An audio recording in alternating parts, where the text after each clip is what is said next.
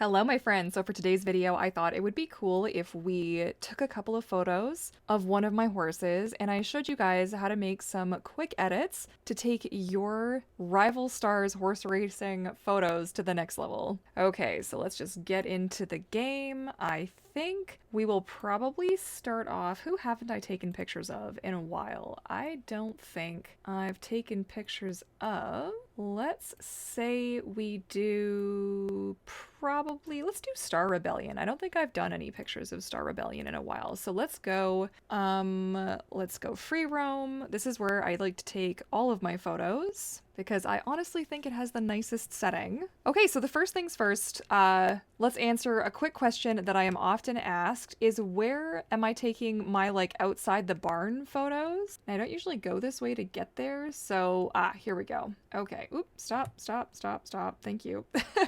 So this is actually where I go to take those like right outside the stables kind of a photo, but let's see if we can find somewhere new to go today and get something a little bit more exciting, something I haven't seen before. Trying to think of a good spot. I get lots in the woods and such, so it'll be really nice to see if in the future they give us some new locations to explore because it gets kind of boring after a while. Let's go this way. But you can get really creative, and I'm going to show you guys a couple of different ways that you can get really creative. Let's see. Oh my gosh, were there always like bees and stuff? Ooh, look at this. This will be a fun little location. We'll have a little bit of sky in the background and everything. Okay, so what we want to do is kind of line it up. I think I want to get like we're poking our head just sort of out of the scene here. So let me see if I can and then you kind of just have to hope that your horse is going to give you something that will work. So maybe here. Okay, let's take a look. So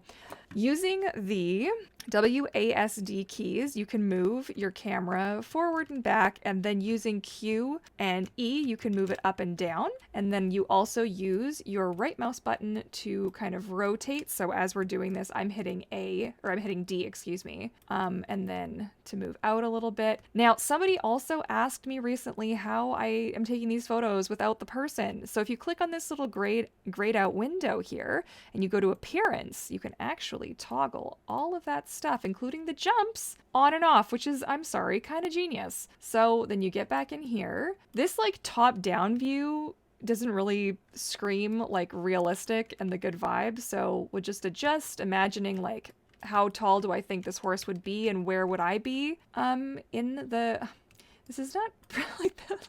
You look so sleepy and sad.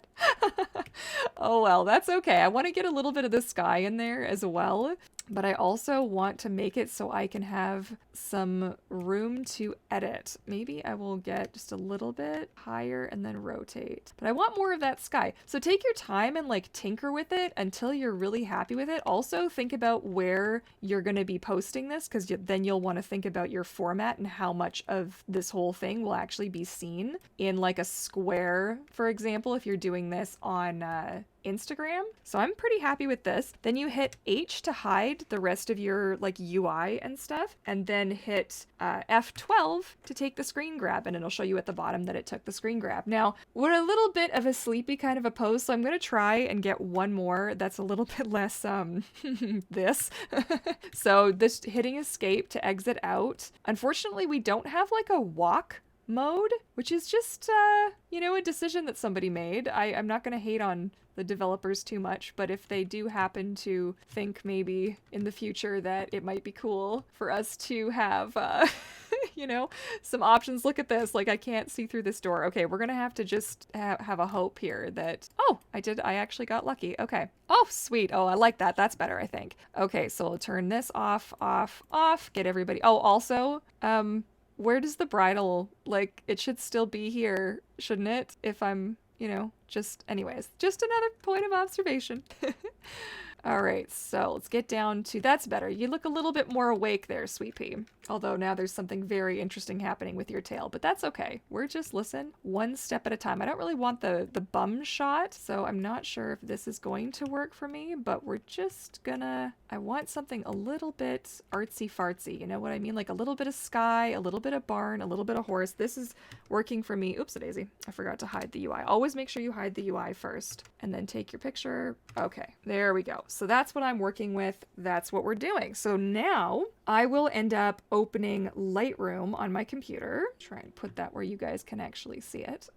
And you'll see I've got a bunch of these that I'm working on. And before anybody asks, this is actually something I designed in Photoshop, really rough, just to see what it might look like if they ever gave us an option for blankets, because I think it would be really cool if they did. But like, I know that's hardcore wish list stuff. So, okay, go into your pictures folder and you'll be able to find where your screen grabs are saved. And let's grab the last one that I did was this one. So just drag it in, add photo, get in here. Okay, so the first thing that I'm gonna do is I'm gonna crop it. I feel like somewhere here is probably good. I might want to make some minor adjustments to the model. So I'm going to do that actually in Photoshop, and I'm also going to replace the sky with something a little bit more interesting. So I'm going to right click, edit in Photoshop, and that's going to open up Adobe Photoshop, hopefully.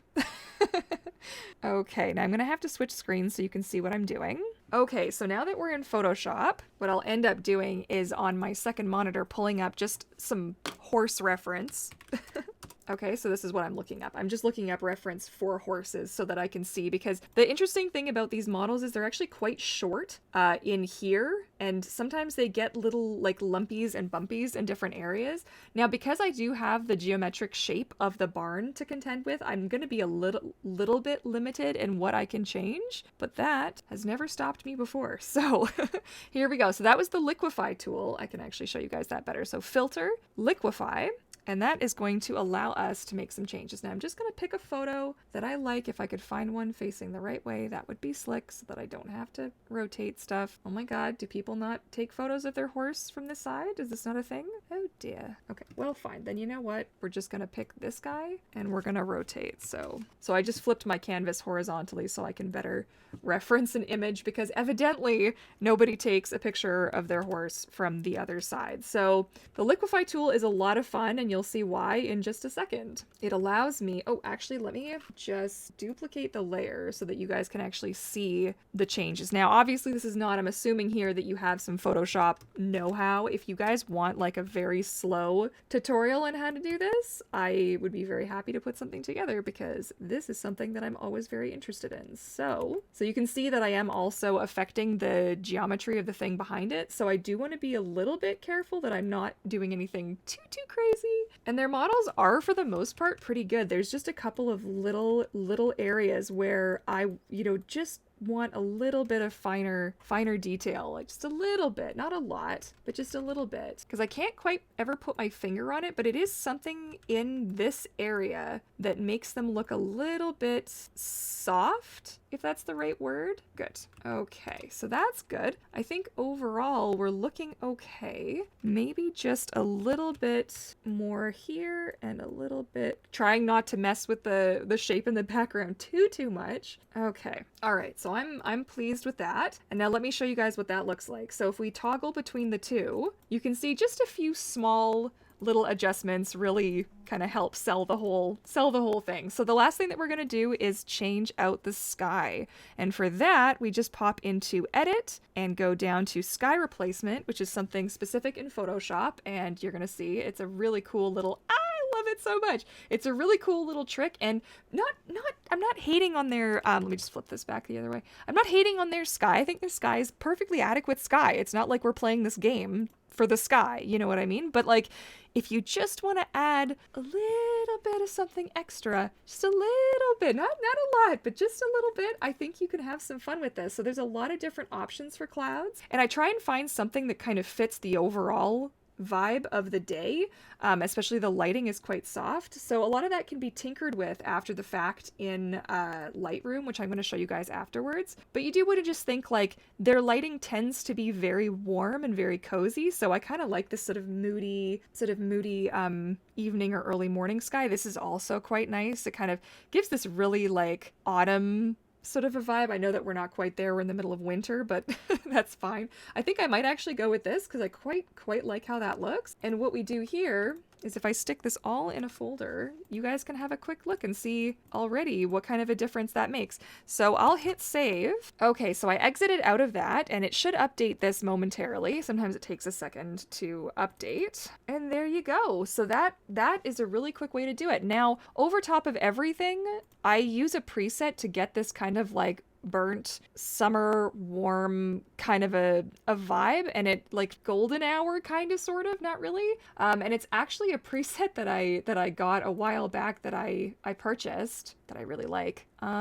It's called Lux Instagram Presets California Vintage Film, but I can't remember where I actually picked it up from, so hopefully if you Google that you'll be able to find it. You can see it can be quite an intense, like, whoa, you know, but you can kind of tone it down a little bit, and sometimes I like to just brighten it up overall anyways. But that should give you a pretty good idea. So that just gives you a little bit more intensity. Okay, and that is how I did it. So because my computer can handle it, I do tend to just leave the game open while I'm doing whatever it is that I'm doing.